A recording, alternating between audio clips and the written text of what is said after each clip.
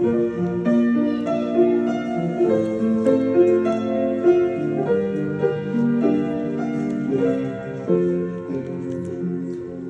кирпичика возводят дом большой, а из ниточек прекрасный ткут ковер.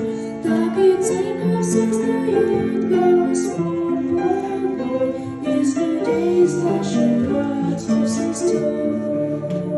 Собираются капли реки, и колосья растут для неба.